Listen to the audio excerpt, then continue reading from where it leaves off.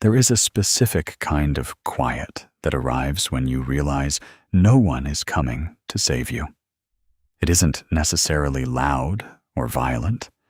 Often, it is just a heavy stillness in the room after everyone else has gone to bed, or the sudden weight in your chest while sitting in traffic on a Tuesday afternoon. You look around, and even if you are surrounded by people, you feel entirely on your own.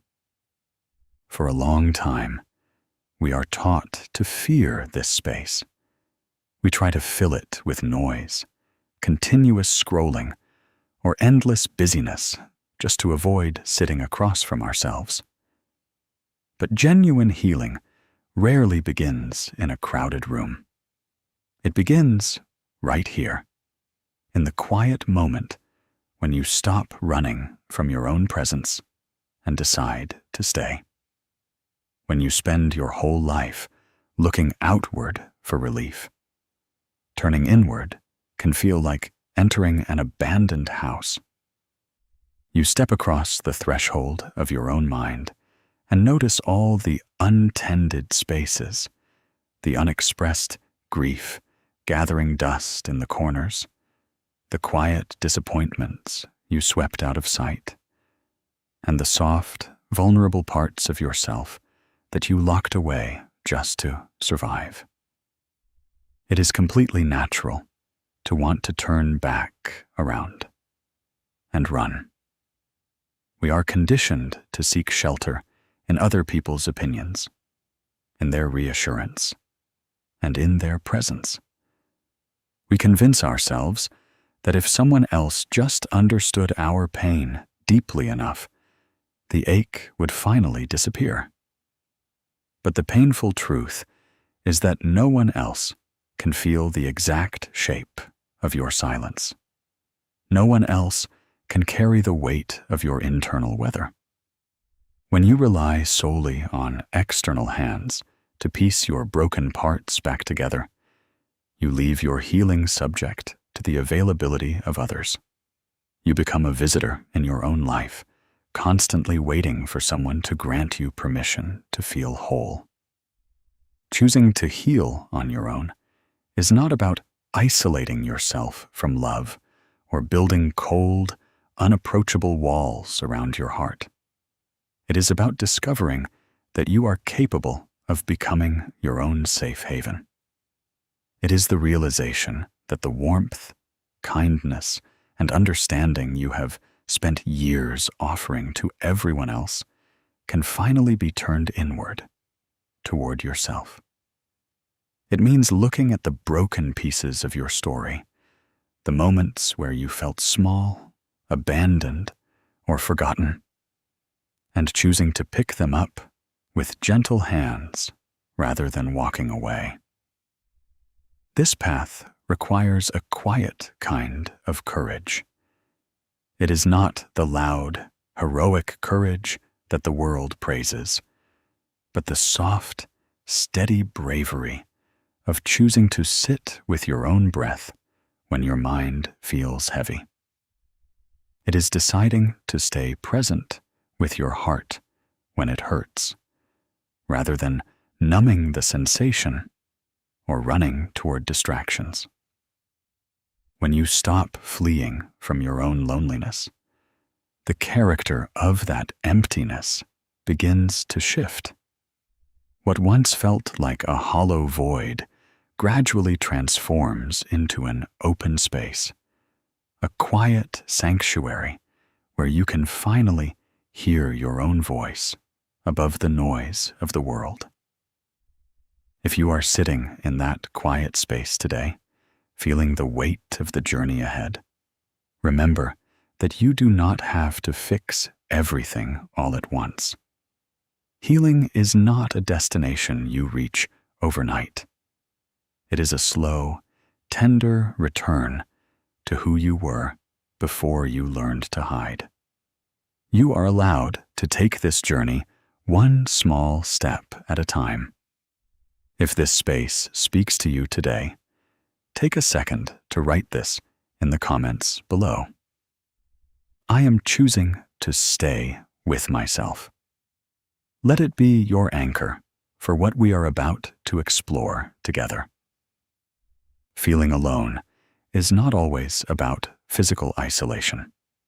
You can attend gatherings, reply to messages, and hold conversations all day, yet still return home feeling entirely unseen. The weight of unseen solitude comes from carrying internal experiences that you feel you cannot share with anyone else. It is the effort of putting on a composed face for the world while managing a thunderstorm inside your own mind. When you keep your struggles entirely to yourself, solitude starts to feel like a prison rather than a sanctuary. The first step toward healing on your own is admitting that you feel lonely without attaching shame to that admission. Acknowledging your own ache is not a weakness. It is the moment you stop ignoring your own reality. There is a quiet exhaustion that settles deep in your bones when you live behind a mask of readiness. You learn to smile on cue, to ask others how their day was, and to offer comfort when they are down, all while secretly wondering if anyone will ever pause and look closely enough to see the exhaustion in your eyes. You become a master at hiding behind small talk and polite nod, assuring everyone around you that you are doing fine. But fine becomes a heavy blanket you throw over your true emotional state, hoping no one notices how cold and tired you feel underneath it. This invisible solitude is particularly heavy because it carries a sense of disconnect that physical distance never could. You can sit at a dinner table surrounded by laughter and warm lighting, yet feel as though you are observing the scene through a thick pane of glass. The voices sound slightly muffled. The joy feels distant, and you are left wondering why you cannot bridge the gap between where you are standing and where everyone else seems to live so effortlessly. You begin to ask yourself if there is something fundamentally missing inside you, or if you were simply made to exist on the margins of other people's lives. When you carry this feeling for long enough, you start to believe that your true self, with all its messy thoughts, quiet fears, and raw wounds, is simply too much for the world to handle. You worry that if you were to speak your truth plainly, people would pull away, overwhelmed or uncomfortable. So you tighten your grip on your internal world. You pack your hurt away into neat little boxes, tucking them deep inside, out of sight. But suppressing your experience does not make it disappear. It only forces you to carry it entirely alone, turning your inner world into a silent landscape where no one else is permitted to walk. Breaking free from this hidden burden does not require you to make a grand announcement to the world or force yourself into vulnerable conversations before you are ready. It begins with an honest, gentle moment between you and yourself. It is stepping into a quiet room, taking a deep breath, and finally dropping the disguise. It is allowing yourself to say out loud, even in a soft whisper, "I am carrying too much, and I feel completely alone." When you stop trying to convince yourself that you are fine, a subtle shift begins. You stop wasting precious energy pretending to be whole when you feel fragmented. You grant yourself permission to exist as you truly are in this moment, weary, uncertain, but entirely honest. Acknowledging your ache is the quiet act of self-respect that begins your healing. It is the point where you decide that your internal truth matters, even if no one else has noticed it yet. You become the first witness to your own experience, holding space for your hurt, without demanding that it hide away any longer. We often spend years waiting for someone else to notice our hurt and offer us permission to rest. We want a friend, a partner, or a parent to say, "I see how hard you are trying, and you have suffered enough."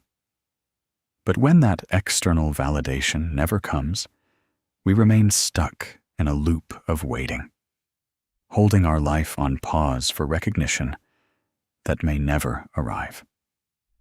Healing independently means realizing that the permission you are seeking can only come from within. You do not need an audience to validate your progress, nor do you need someone else to certify your pain before you are allowed to start mending it. You are allowed to validate your own journey, right now, exactly as you are. This habit of waiting is so deeply woven into our daily lives that we rarely even notice it happening. We carry our wounds like unread letters, constantly looking for someone with the right eyes to open them, read every painful line, and tell us that our feelings make sense. We replay old conversations in our heads, wishing the person who hurt us would suddenly realize the depth of the damage they caused and finally offer an apology. We push ourselves past our physical and emotional limits, hoping that if we just endure a little bit more, someone will step in, wrap a blanket around our shoulders, and tell us it is finally safe to lay down our heavy burdens. Baseline truth, however, can be heartbreakingly quiet. People are often too wrapped up in their own struggles, their own noise, and their own survival to give us the understanding we crave. Sometimes, the people who hurt us will never understand what they did. Other times, the people around us simply do not possess the capacity or the emotional language to see our pain for what it truly is. When you spend your energy hoping they will change or finally wake up to your reality, you hand over the keys to your emotional peace. You remain trapped in a waiting room of your own making, letting your life tick away while waiting for a green light from hands that do not hold your future. To break this cycle, you have to acknowledge the subtle ways you abandon yourself while searching for outside approval. You do it when you ignore your own exhaustion because no one else acknowledged how hard you worked today. You do it when you minimize your own sadness because someone told you that things could be worse.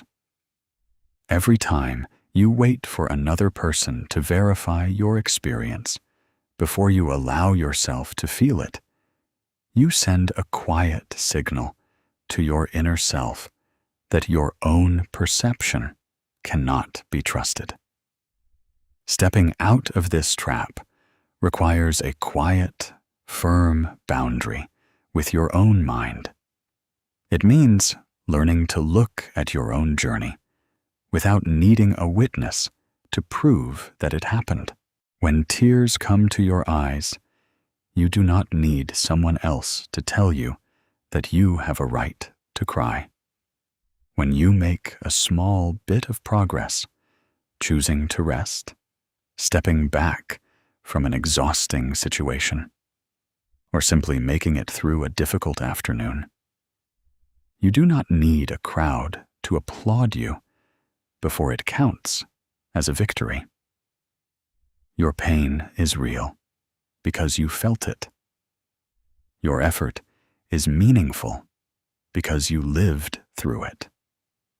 Your path toward wholeness becomes real the moment you decide to take ownership of it, independent of whether anyone else ever notices or understands. Breaking the habit of waiting for validation means stepping into your own authority. You become the one who looks at your wounds with tenderness, the one who honors your own endurance, and the one who whispers to your own heart, "I see how hard you have tried. I see how far you have come, and you are allowed to heal now."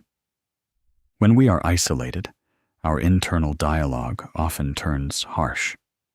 We begin to critique our past decisions, asking ourselves why we didn't speak up sooner, why we trusted the wrong person, or why we haven't figured things out by now. This self-judgment only deepens the feeling of isolation, turning your own mind into an environment that feels unsafe to inhabit.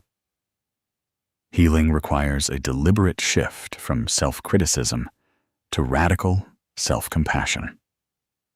As Carl Jung once observed, the most terrifying thing is to accept oneself completely. Accepting yourself completely means looking at your flaws, your missteps, and your unresolved pain without turning away in disgust, choosing instead to offer yourself the same grace you would extend to a dear friend. When you spend long periods in silence, the inner voice that speaks to you can easily turn into an relentless judge. It keeps a quiet tally of every mistake, every moment of hesitation, and every time you felt you weren't good enough.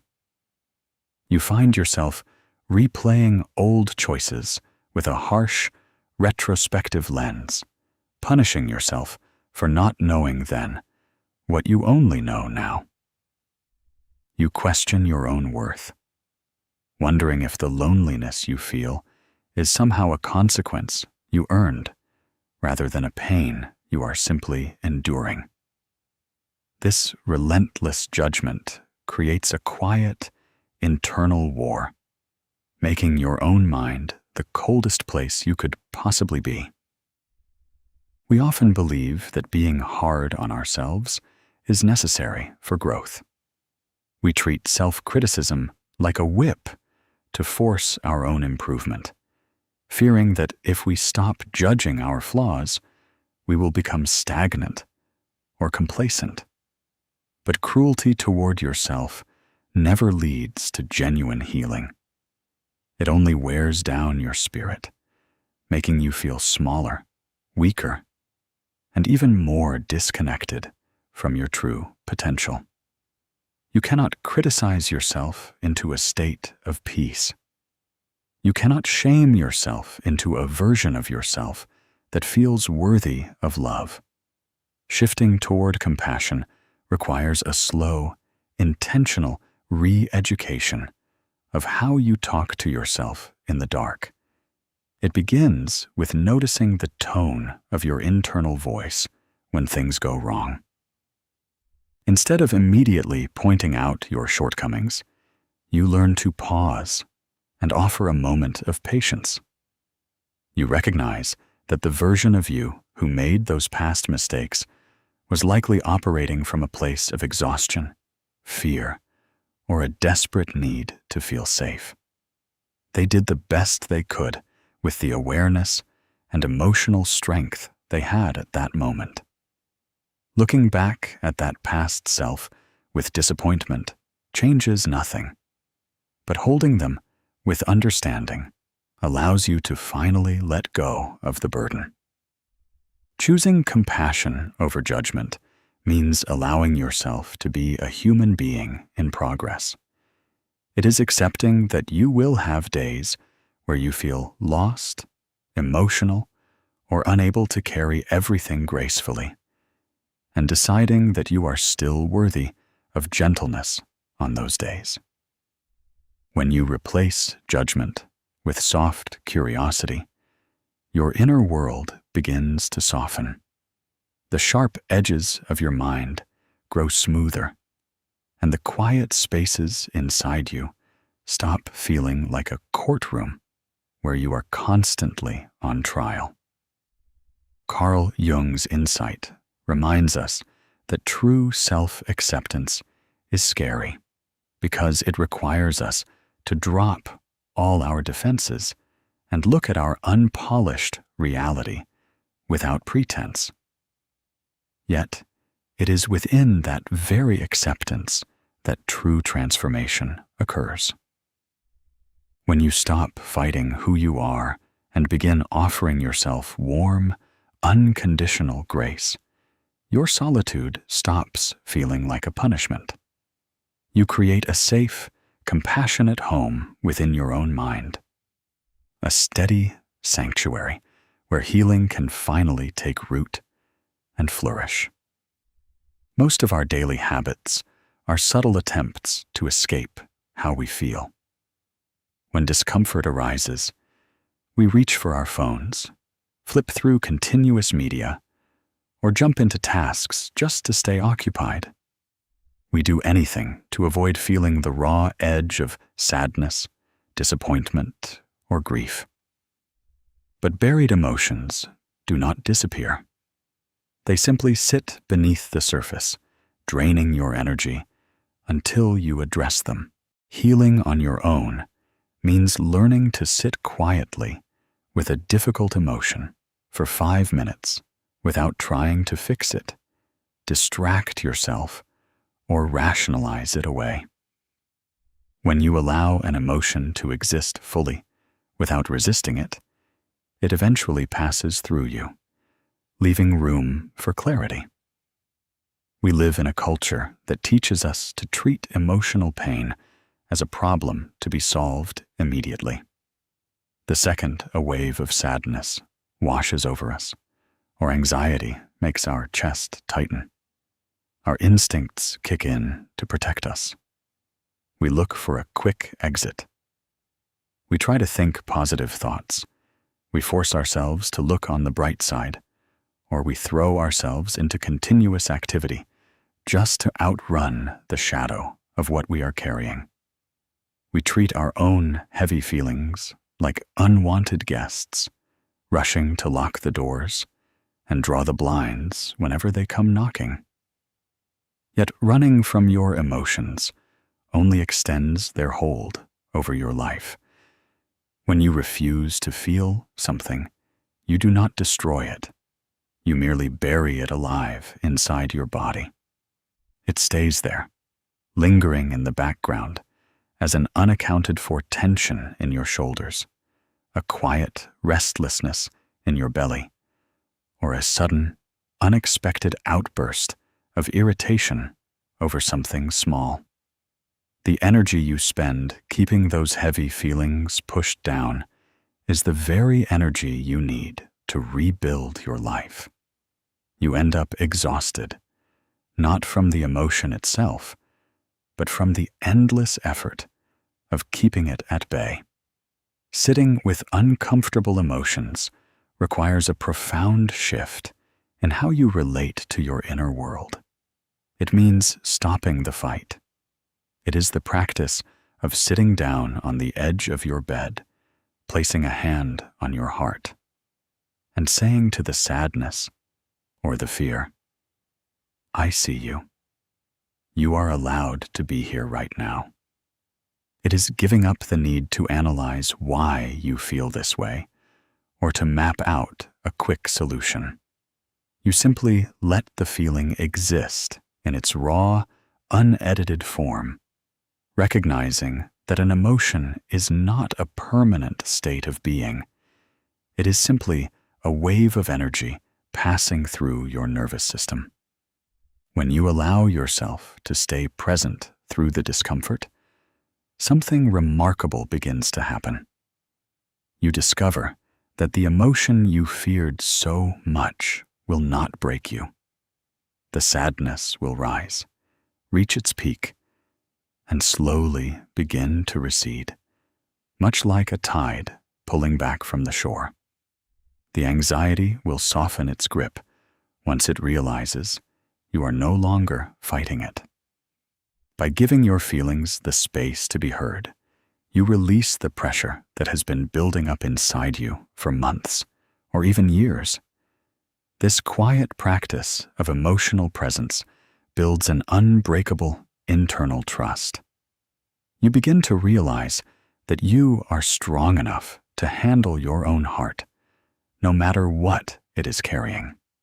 You no longer have to live in fear of your own sadness or run from your own grief. You become a steady, grounded anchor for yourself, capable of remaining calm and compassionate right in the middle of your own storm. When you feel alone, even the simplest daily routines can feel meaningless. It becomes easy to let your schedule slide, to move through the day without intention, or to feel like your personal environment is just a backdrop for waiting. Reclaiming your day starts with small, intentional acts that signal to yourself that your life matters, even when no one else is watching. Making your bed deliberately, preparing a simple, nourishing meal just for yourself, or stepping outside to breathe fresh morning air are small declarations of self-respect. These tiny routines build a foundation of safety inside your own life, demonstrating that you are worthy of care and attention every single day. When emotional exhaustion sets in, the physical world around us often begins to reflect that internal heaviness. The hours blur together without a clear beginning or end. You might find yourself lingering in bed long after waking, staring at a blank ceiling, or moving through your physical environment with a sense of quiet detachment. It feels as though you are merely existing in a space rather than living in it. You stop pouring care into the small details of your environment because a quiet, painful voice whispers that there is no point in putting in effort when no one else is around to notice it. However, abandoning your daily rhythm only deepens the feeling of drift and powerlessness. When your outer day lacks structure, your mind has nothing to ground itself upon, allowing heavy thoughts and lingering sadness to float freely and take over your awareness. Your physical space becomes an echo chamber for your internal fatigue. Reclaiming your environment is not about rigid discipline or striving for perfection. It is a gentle act of reclaiming your own presence. It is deciding that your living space deserves light, order, and care simply because you reside within it. When you deliberately make your bed in the morning, smooth out the sheets, and open a window to let in the fresh air, you are performing a quiet act of devotion toward your own life. When you take the time to set a table for one, preparing a plate of food with patience rather than rushing through it, you communicate to your subconscious mind that your comfort is valuable. You are telling yourself that you do not need a special occasion or an audience to treat your life with dignity. You are worth the effort, even in complete solitude.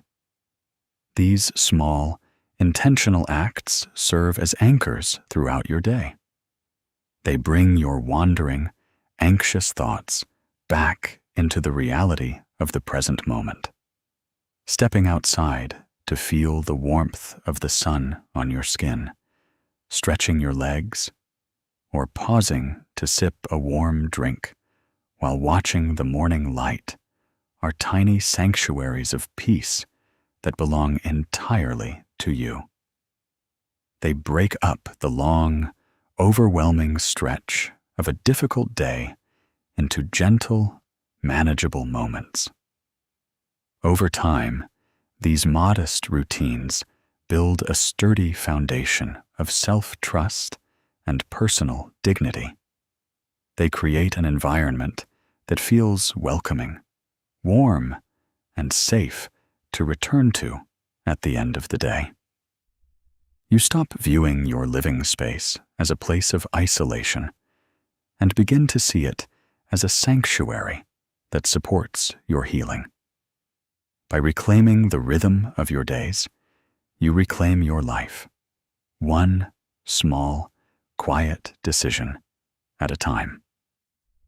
Many of us spend decades constructing an armor, a carefully curated version of ourselves designed to protect us from rejection and conflict. We pretend to be stronger than we are, happier than we feel, and far more composed than our internal reality reflects. Over time, maintaining this outer shell creates a massive divide between who we present to the world and who we actually are inside. Carl Jung highlighted this internal division when he wrote, "I am not what happened to me.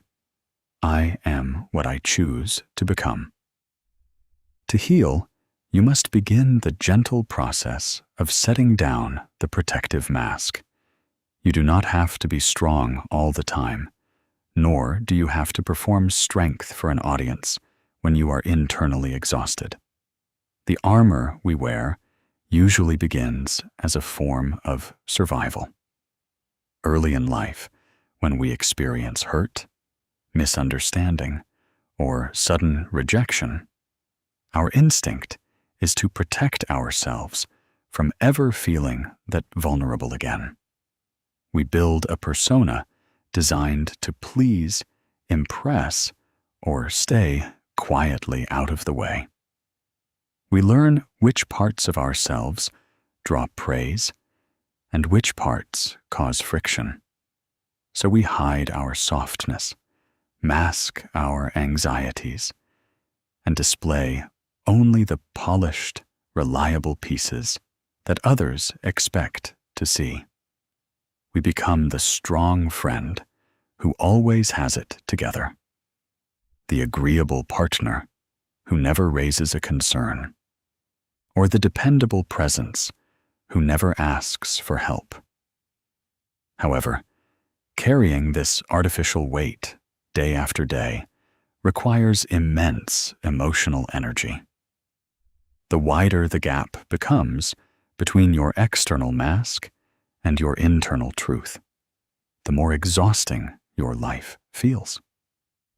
You begin to realize that the approval you receive for your performance does not actually nourish your soul, because people are merely loving the armor, not the person sitting inside it. You end up feeling lonely, even in the middle of praise, because no one truly knows who you are beneath the carefully constructed surface. Unraveling this persona does not mean exposing every private thought to everyone you meet, or recklessly throwing away your boundaries. It means being honest with yourself first. It is the quiet willingness to look in the mirror and acknowledge where you have been pretending. It is recognizing the places where you say yes out of fear rather than truth, or where you smile through pain just to keep the water calm around you. Setting down the mask requires immense bravery, because we fear that if we reveal our true, unedited selves, we might lose the connections we have worked and hard to keep. But true belonging can only exist where you are allowed to show up without a script.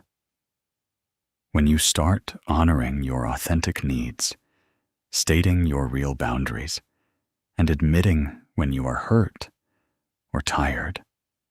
You free yourself from the exhausting role of constantly performing for safety. Carl Jung's reminder that we are defined by what we choose to become gives us permission to shed these old, heavy layers.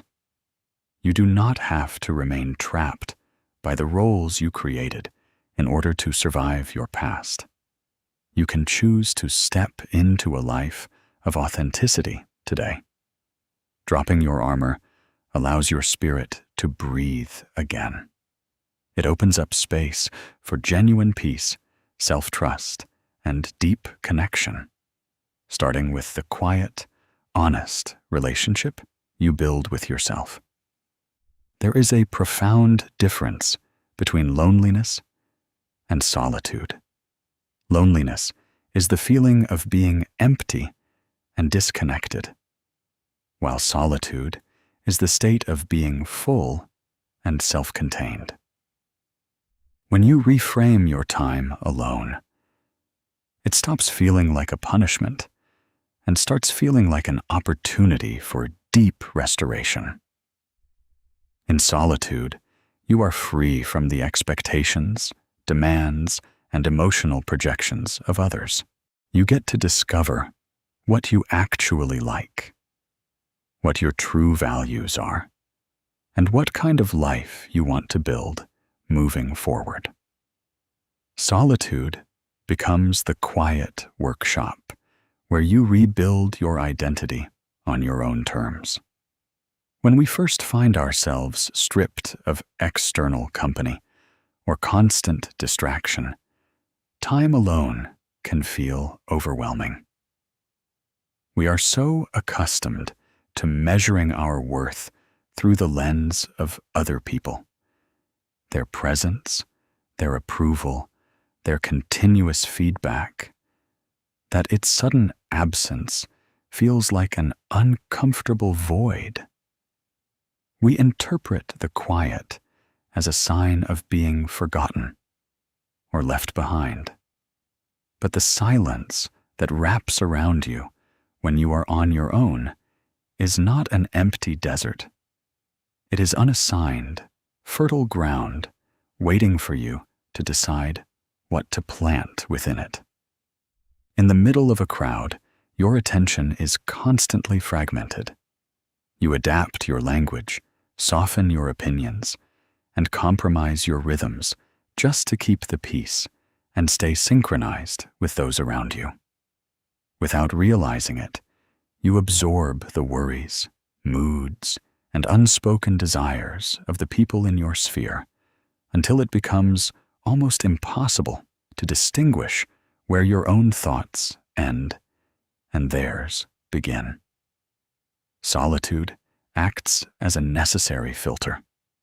It allows the noise of the world to settle down like sediment in water, leaving behind a clear, undisturbed view of your own inner landscape.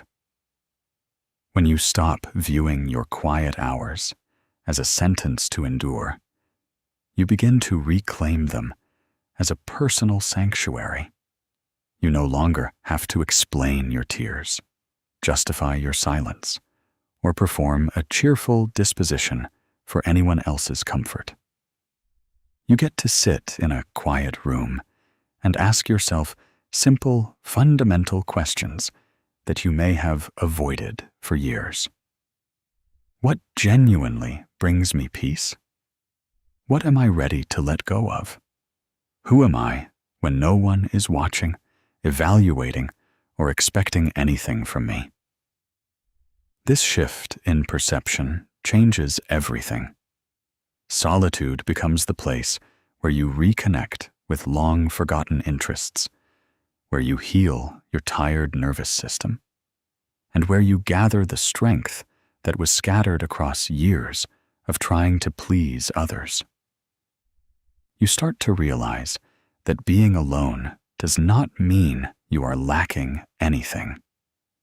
It means you have finally been given the space to gather your dispersed energy back into one place.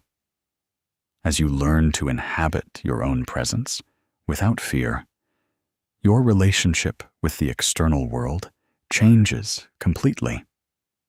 You no longer seek out connections from a place of desperation or a need to escape yourself, but from a place of wholeness and choice. Solitude ceases to be a cold room you are trapped inside. It becomes a warm, steady home you carry within yourself, no matter where you go or who you are with.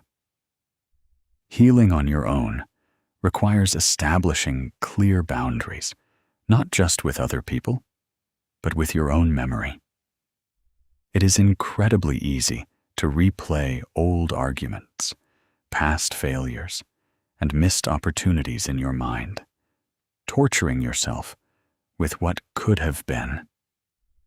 While reflecting on the past is useful for learning lessons, dwelling on it constantly keeps you trapped in old pain that you cannot change. Setting a boundary with your past means recognizing when your mind is looping back into self-punishment and choosing to anchor yourself back into the present moment. The past has already served its purpose. Your responsibility today is to the person sitting here right now. Our memory has a quiet, deceptive way of convincing us that if we replay a painful memory just one more time, we will somehow change the outcome. We sit in the quiet hours of the evening, dissecting old conversations line by line, agonizing over words we should have said or warnings we failed to heed. We construct elaborate scenarios in our heads, asking, "What if I had stayed?" Or, "What if I had left sooner?" We treat our own past like a trial, where we act as both the harsh prosecutor and the defenseless accused, endlessly convicting ourselves for things that cannot be rewritten. This continuous mental loop is exhausting, and it steals the only real life you have access to, the present moment. Reopening old wounds day after day does not heal them. It simply keeps them raw, exposed, and bleeding into your present choices. When you allow your past to occupy the center stage of your mind, you essentially hand over your current peace to ghost-like memories that no longer exist anywhere except in your thoughts. You stay tethered to people who have long since moved on, and you hold yourself hostage to old versions of yourself that you have already outgrown. Setting a boundary with your past begins with a realization. You cannot heal a chapter of your life by staying inside it. You have to be willing to close the book on that old story, even if you never received a satisfying conclusion, an apology, or a clear explanation. It means acknowledging that your past self made choices based on the pain, fear, and limited understanding they had at the time. Holding today's awareness against yesterday's ignorance is an unfair fight, and it only serves to keep you locked in a cycle of regret. When you notice your mind drifting back toward old regrets, you must learn to step in as a gentle, protective guardian for yourself. You can pause, take a slow breath, and say to your racing thoughts, "Thank you for trying to protect me, but that moment is over. I am safe right here, right now." You actively choose to pull your focus back to the physical room you are sitting in, the weight of your feet on the floor, and the simple reality of the breath moving through your lungs. Boundaries with your past are not built on hatred or erasure. They are built on deep self-compassion. You do not have to forget where you came from, or pretend that the hurt never happened. Instead, you honor the journey by refusing to let past sorrow ruin your present peace. You give your past permission to remain where it belongs, behind you, so that your hands are finally free to build something new today. When life feels overwhelming, or when relationships break down, our trust in ourselves is often the first thing to collapse. We doubt our intuition, regret our decisions, and hesitate to take any action forward out of fear of making another mistake. Rebuilding self-trust does not require grand, sweeping gestures. It happens through small, consistent promises kept to yourself over time. If you decide to go for a 10-minute walk in the afternoon, follow through. If you decide to go to sleep an hour earlier, honor that decision. Each small promise you keep to yourself sends a clear signal to your subconscious that you are reliable, capable, and trustworthy. When we experience deep hurt, loss, or disappointment, the loudest voice in our head often turns against us. We look back at past situations and think, how could I have let that happen? Why didn't I see the signs? Over time, this self-doubt grows so pervasive that making even the simplest choice feels terrifying. You second-guess your instincts, constantly check with others before acting, or avoid making decisions altogether because you no longer believe you can protect your own heart from further pain. You become a stranger to yourself, living in a quiet state of hesitation. We often imagine that restoring self-trust requires a dramatic turnaround, a radical transformation where we wake up tomorrow completely confident, fearless, and perfectly disciplined.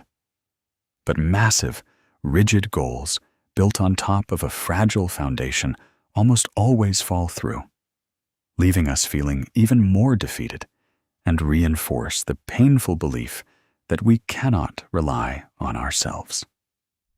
Genuine self-trust is not built on perfection or overnight leaps. It is built quietly in the ordinary corners of your everyday life through the simple act of staying true to your word to yourself. Think of your relationship with yourself as you would a relationship with a dear friend.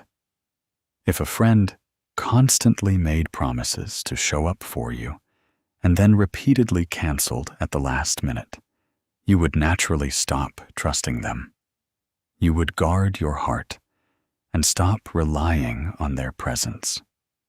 The exact same dynamic happens inside your own spirit every time you set a goal, break it, and walk away. When you repeatedly abandon your own intentions, your mind learns that your word carries no weight. To repair that internal bond, you must start small, so small that failure becomes almost impossible. It means choosing one modest, achievable task each day and treating it as sacred. It could be drinking a glass of water first thing in the morning, spending 5 minutes stretching quietly in your room, or putting your work away at a specific hour in the evening. The size of the action does not matter. What matters is the invisible thread of integrity connecting your intention to your follow-through. When you fulfill that tiny promise, pause for a moment to acknowledge it. Take a quiet breath and let your mind register that you did exactly what you said you would do. With every tiny promise honored, a new brick is laid in the foundation of your inner confidence. You begin to prove to yourself that you are no longer in the habit of abandoning your own life.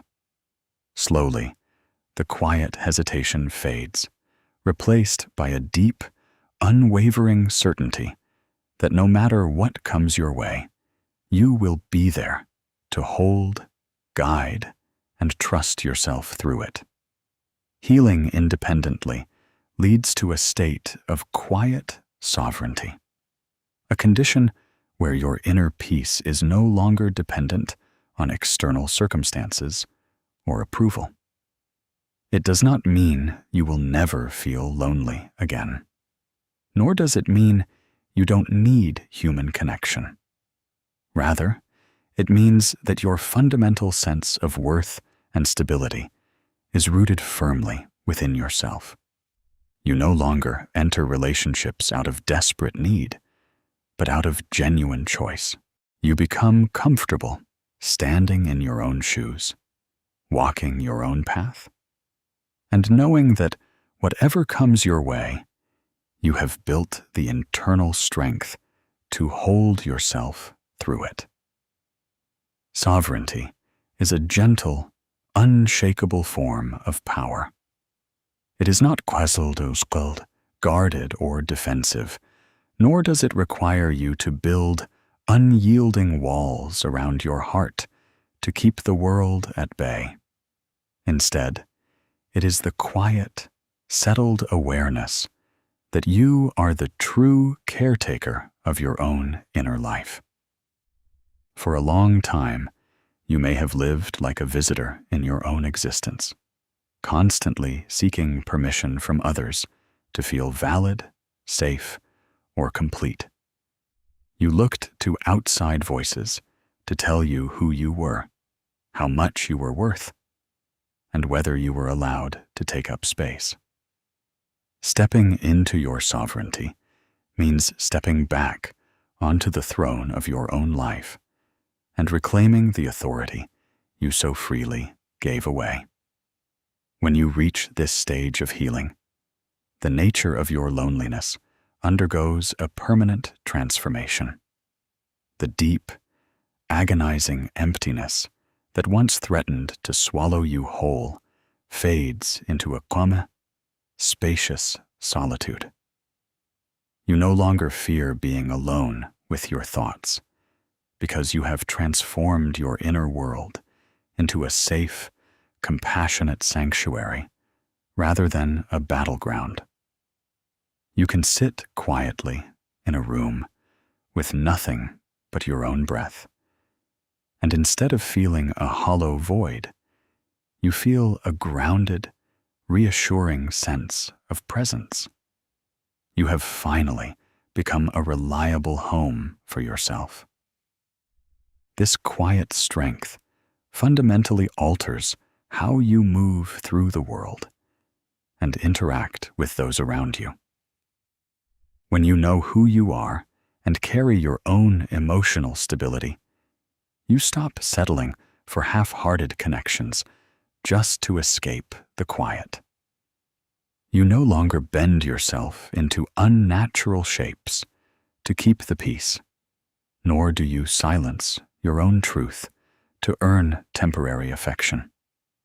You engage with others from a place of abundance rather than lack, offering warmth without sacrificing your boundaries, and accepting love without losing your sense of self in the process.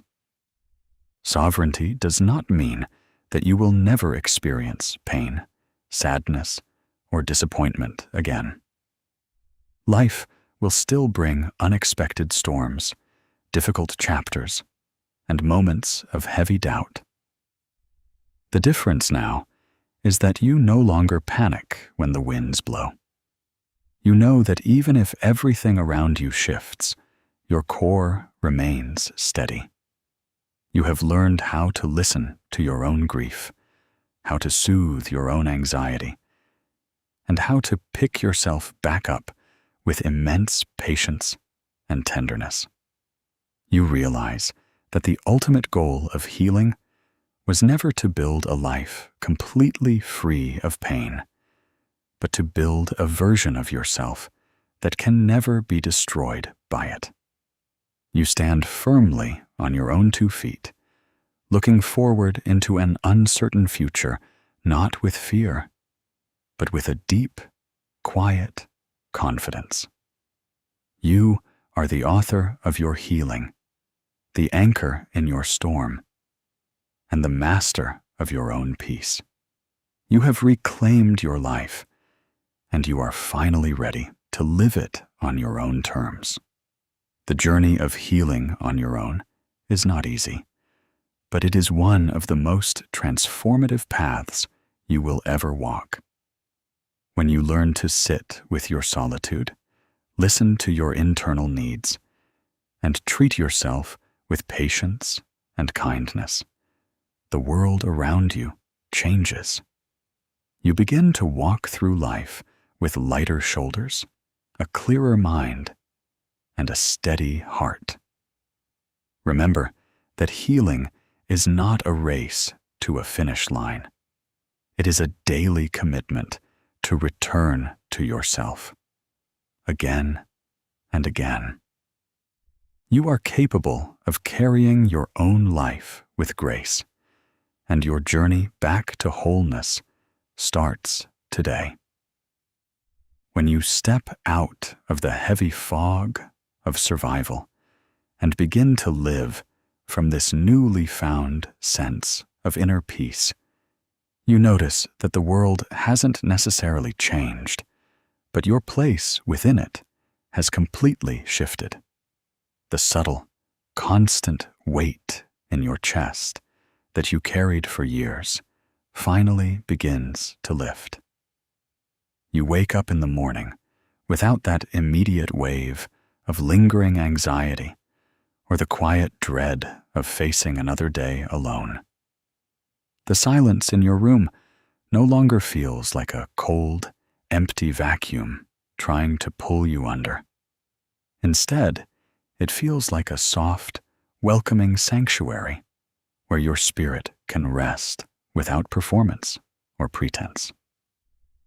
On the other side of this quiet work, you discover a profound kind of freedom that no one can take away from you. You no longer walk into rooms wondering if people accept you, because you have already accepted yourself. You no longer hold your breath waiting for someone else to notice your effort, because you are already honoring your own progress.